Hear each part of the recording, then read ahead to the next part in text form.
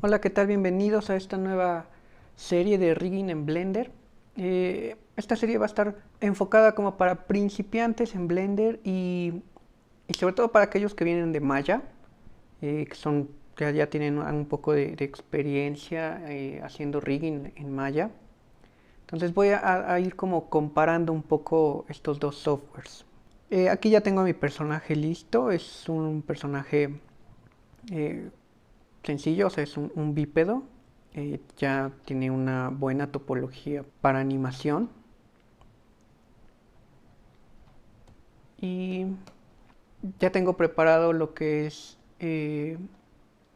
unas geometrías proxy, que básicamente es ir como cortando en pedazos de secciones lo que es el cuerpo para poder tener una previsualización a la hora de ir generando el rig, que sea un poco más fácil ver cómo se va deformando esta geometría, ¿no? Esto no es necesario, simplemente es una manera de poder ver el resultado antes de tener todos los controladores listos.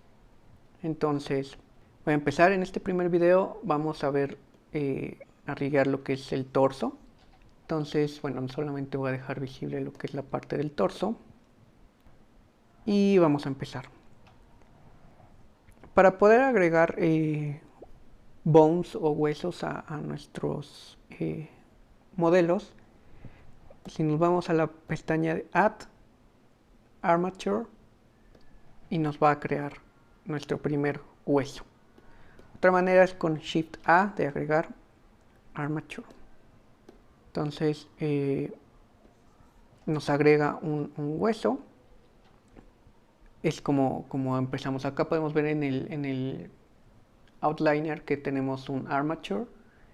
Esto básicamente es como un objeto, ¿no? Esto, si nosotros desplazamos esto, es como si moviéramos un cubo, o bueno, en este caso esto, ¿no? Estamos moviendo al objeto como tal, no estamos moviendo los vértices. Así de igual modo funciona en Blender. Si nosotros nos vamos a modo edición en un objeto, en un mesh, pues bueno, podemos empezar a editarlo. De igual modo pasa con las armatures. Si me voy en modo edit, es en donde yo ya puedo ir como generando los nuevos huesos. A diferencia de Maya, en Blender nos crea huesos completos, ¿no? Es decir, en Maya lo que nosotros tenemos o con lo que trabajamos son joints o articulaciones, es decir, solamente esta parte o esta parte. La conexión entre uno y otro joint se hace de manera como solo visual. Realmente no existe un hueso entre ellos. Si nosotros extruimos, porque eso es algo que a mí me gusta de Blender, realmente trabajamos con las mismas opciones que cuando modelamos. Si nosotros queremos agregar un hueso más, lo que tenemos que hacer es extruir. Entonces seleccionamos esta parte, que sería la parte final del hueso, y con la tecla de E o extruir, y creamos un hueso más. Y así sucesivamente podemos ir creando una cadena de huesos. Si nosotros seleccionamos el cuerpo del hueso y lo movemos, estamos moviendo todo. Si nosotros seleccionamos la parte inicial del hueso, movemos esa parte y la parte final igualmente. A diferencia de Maya, en Blender siempre vas a tener orientados de manera correcta los huesos. No hay problema de que si tú mueves la parte de aquí, el hueso quede desfasado, ¿no? Vamos a ver, si nosotros seleccionamos el hueso, nos vamos a las propiedades del armature y en View por Display vamos que nos muestre el axis. Podemos ver cómo nos muestra esos ejes de rotación. Aquí quizá la parte un poquito extraño es que lo que nosotros vemos en donde está el eje no es en el origen, sino es en el final. Es un poquito extraño, pero bueno, no afecta en nada, ¿no? Entonces si nosotros movemos podemos ver que no se está afectando, no es que nos quede el eje chueco. El eje siempre va a estar apuntando. Entonces eso es una ventaja en la manera de trabajar con Blender, porque no vas a tener huesos que no estén alineados correctamente. Entonces, bueno, vamos a posicionarlo. Y acá si queremos que se vea enfrente, simplemente en las propiedades del Armature le damos In Front. Y ya podemos ver nuestro hueso enfrente. Vamos a posicionar este hueso de manera que funcione. En Blender no necesitamos tantas cadenas de huesos para una espina, o más bien no necesitamos tantos huesos, ¿no? Normalmente o regularmente en Maya para hacer una espina pones unos al menos 5, 6 huesos para tener una deformación pues adecuada. En Blender no necesitamos toda esa cantidad de huesos. Entonces, así como podemos colocar esto en su lugar e ir extruyendo y crear nuestros huesos, también podemos subdividir los huesos como lo haríamos con un modelo, con una geometría a la hora de modelar. Entonces damos clic derecho, subdividir. Si nosotros quisiéramos tener más huesos, aquí nos queda este cuadro de diálogo en donde nosotros podemos poner la cantidad de huesos que nosotros queramos. Por ahora voy a dejar 3, quiero 4 huesos nada más, no necesito más. Entonces solo es importante ahora la colocación, ¿no? Acá puedo tal cual agarrar el hueso y moverlo sin que se rompa nuestro eje. Lo voy a colocar. Para la colocación adecuada de estos huesos, pues bueno, solo es importante que el hueso de en medio esté más o menos a la altura del ombligo.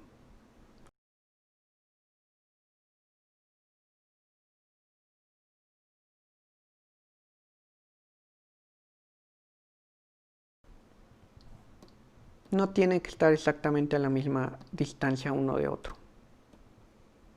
Solo preocuparnos por la adecuada colocación de estos. Por default, por ejemplo, en cuanto al eje de rotación, Blender no te permite cambiar el eje. Por default o siempre vas a tener tu eje Y como el eje que apunte. Puedes cambiar la orientación de los joints, de los bones, perdón. Aquí nos aparecen unas opciones en la ventana de Item. Acá nosotros podemos seleccionar como cómo queremos que se mueva o que esté orientado ese joint, ese bone, perdón. También tenemos aquí, por ejemplo, la posición de la cabeza. Aquí le llaman la cabeza, digamos que sería esta parte. En este caso, si por ejemplo selecciono este y quiero que este se mueva para acá, aquí nosotros podemos hacerlo de manera un poco más precisa, ¿no? Por ejemplo, acá me gustaría que todos tengan un rol de 0 para que estén perfectamente alineados uno con otro al mundo. Pero bueno, si yo quisiera darle algún valor en específico, yo aquí puedo mover qué tanto. El length es si nosotros queremos como hacer más grande un joint, pero bueno, también lo podemos hacer escalándolo tal cual, ¿no? Estas son las opciones que nosotros tenemos para nuestros bones de manera particular o específica. Ya tenemos posicionados nuestros bones. Ahora vamos a renombrar. Si nosotros activamos aquí en esta pestaña la parte de bone, digo de names, vamos a poder ver sus nombres. Voy a seleccionarlo. Si yo selecciono un bone y presiono la tecla F2, puedo renombrarlo. O si yo selecciono varios elementos y presiono control F2, voy a poder renombrar en modo batch, ¿no? Una selección de objetos. En este caso no quiero renombrar mi objeto, porque recuerden que mi objeto es mi armature. Estos son bones, entonces tengo que seleccionar los bones. Voy a poner un set name como new name y se van a llamar spine. Entonces ya tengo spine. Voy a hacer un renombre aquí rápido, spine 1.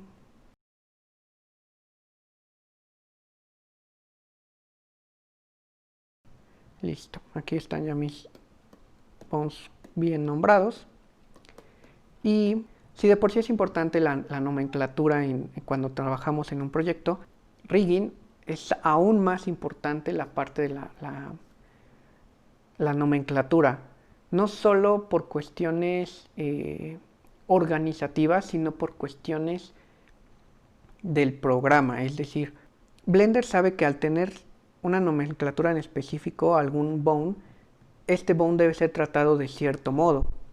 Si nosotros queremos flipear nuestro sistema, es decir, tenemos el bone del brazo derecho y queremos que se vaya al lado izquierdo, es importante una nomenclatura correcta. Voy a poner un prefijo def. ¿Por qué def? Porque estos van a ser mis joints que van a deformar realmente a mi geometría.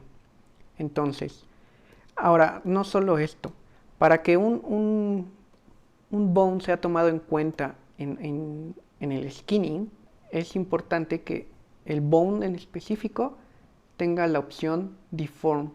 Esto es importantísimo. Si nosotros desactivamos esto, este bone no va a ser tomado en cuenta a la hora de hacer el skinning.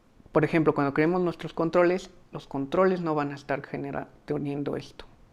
Para poder hacer el skinning, selecciono mi geometría, selecciono mi cadenado de huesos y me vengo en Object, Parent, with Envelope Weights.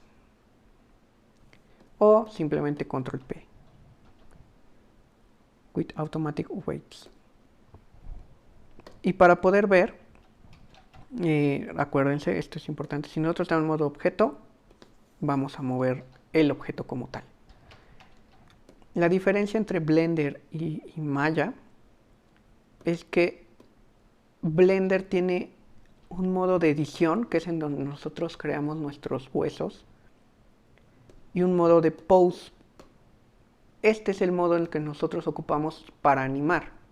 Entonces, si yo roto, es aquí en donde yo ya voy a poder ver cómo se está deformando mi geometría. Con los pesos automáticos es suficiente para poder previsualizar esto. Aquí, punto importante, si nosotros queremos ver cómo está rotándose todo, es importante que esté activado Individual Origins.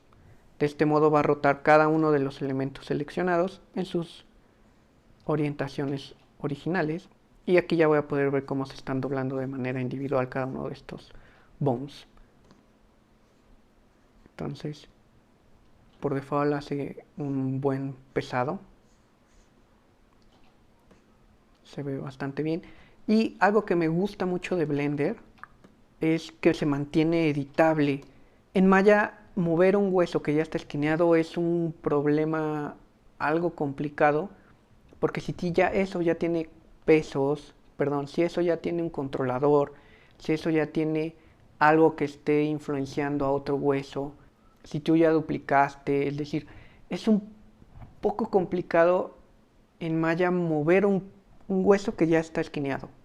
En Blender, al tener estos dos modos, modo pose y modo edición, tú puedes mover los huesos a como tú quieras y no va a afectar en absolutamente nada a tus pesos, vas a poder seguir moviéndolos y todo va a funcionar de manera perfecta.